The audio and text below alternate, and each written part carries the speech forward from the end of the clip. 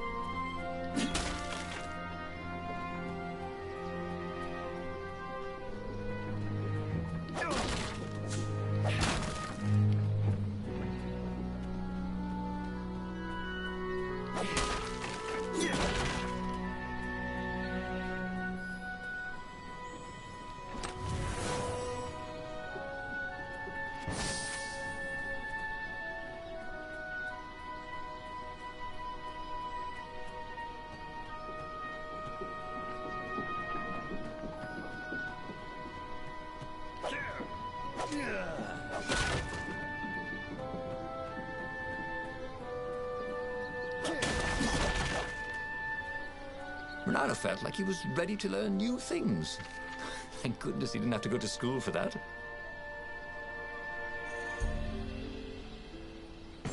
It was starting to come back to him. Something you never completely forgot. Like how to freeze time when attacking. The more he fought, the more he'd probably remember.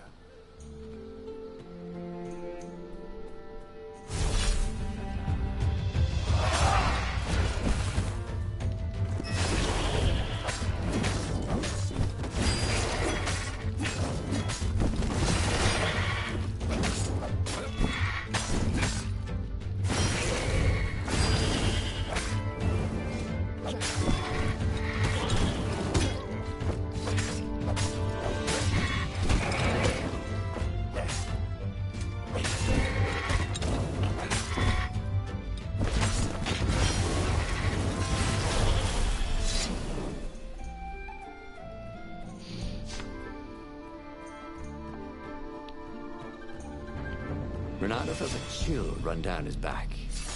Or possibly a flea.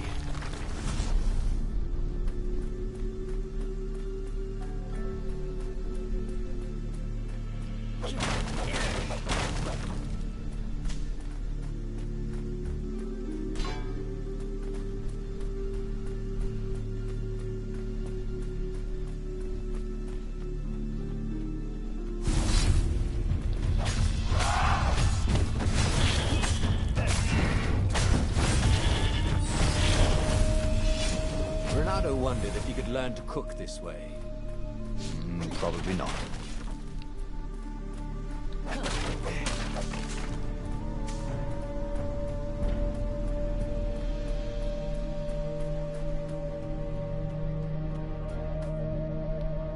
Dirty and bloody, Renato finally reached Lupino. The rabbit was practicing his shuffle. Renato recognized the cards. It was Lupino's favorite deck. Oh, I thought you were in danger. I am. The ravens are coming. Oh, the prison thing. Right, yeah, see, this guard owed me 53 ducats, so we made a deal. They're very reasonable people, actually, for weasels. Now, I got a brilliant plan to kidnap Zenobia. We capture Zenobia, we find out what she knows, and that's the whole war right there. Easy peasy, lemon squeezy.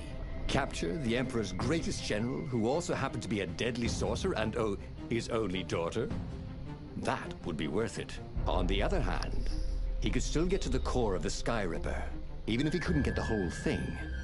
It must have great power.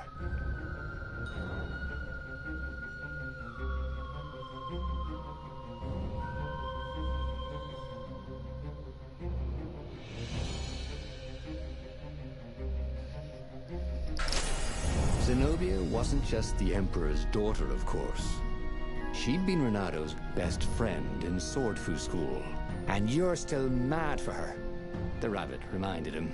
They'd been close. She'd told him things no one else knew. But she'd never told him who she really was. She knows all the Emperor's plans, chuckled the Master Spy. She won't give them up easily. She'll tell the interrogators, all right, said Lapino. Taking her would change the game, all right.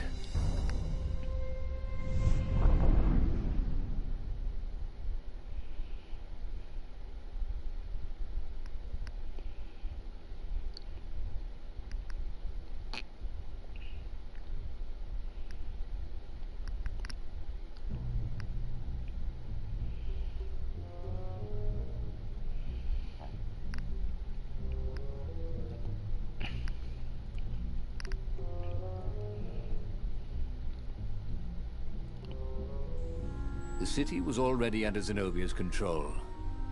I had to admire her efficiency. Renato shivered at the thought of Zenobia at the mercy of the interrogators. Could he really turn her over to them? But this was war. It wasn't meant to be pretty.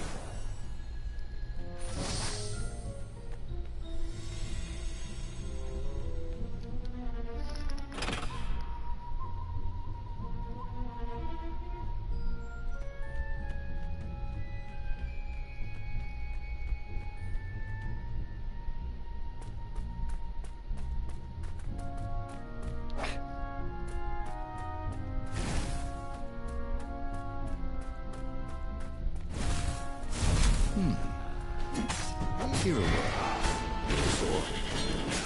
Ice wall. Ice cube.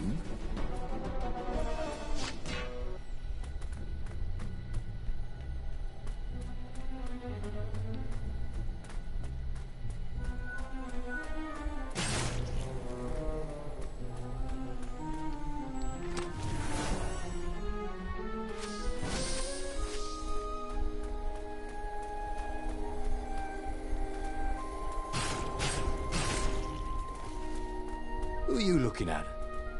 Oh, right. No one.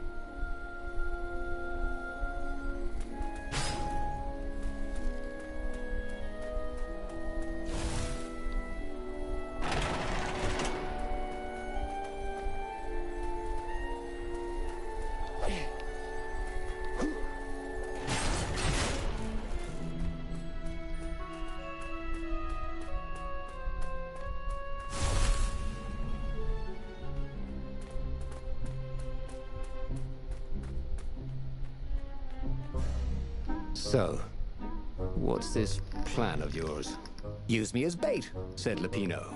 And he outlined a slightly complicated plan that involved geese, a net, setting the Farfarer a little bit on fire, Lapino dressing as an old blind toad, and Renato hiding inside a monstrous watermelon.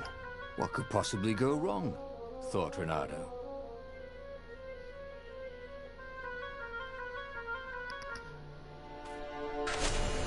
Oh, go ahead. I'm sure you know better, said Lapino.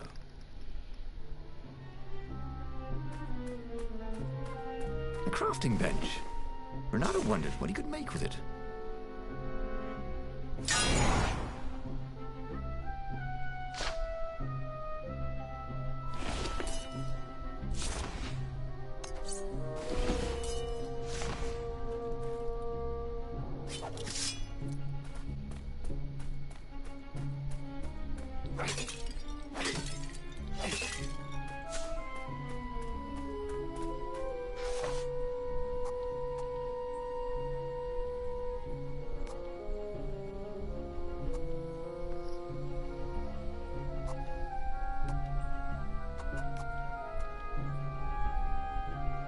He'd missed his old skills. He welcomed them back like he was at a reunion.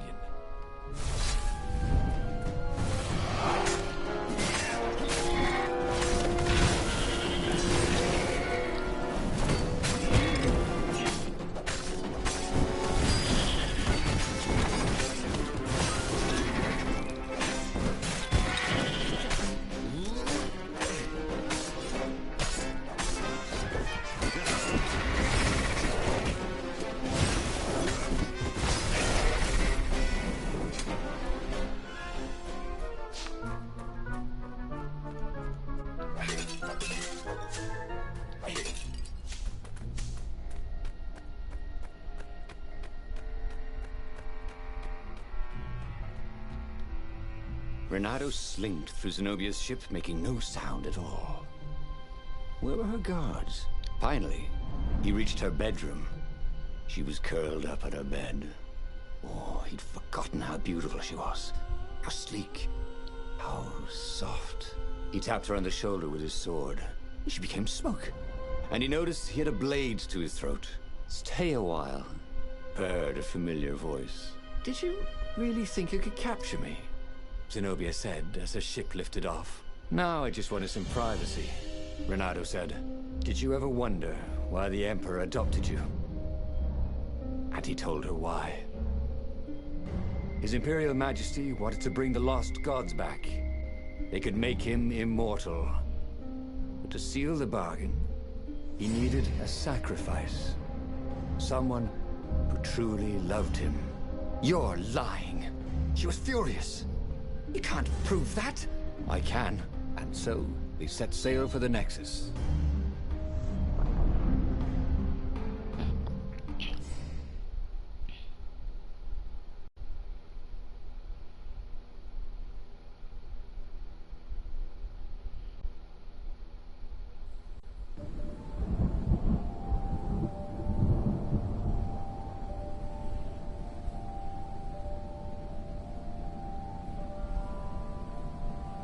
The scientists at the observatory have resurrected one of his victims.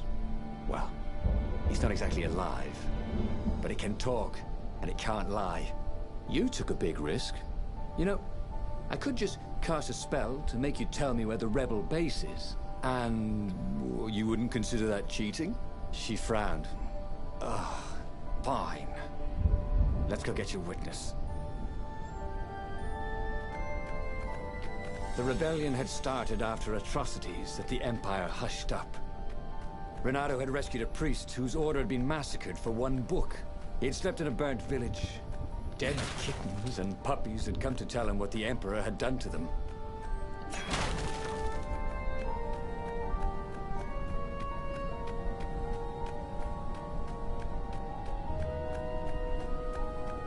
Who needed bridges anyway?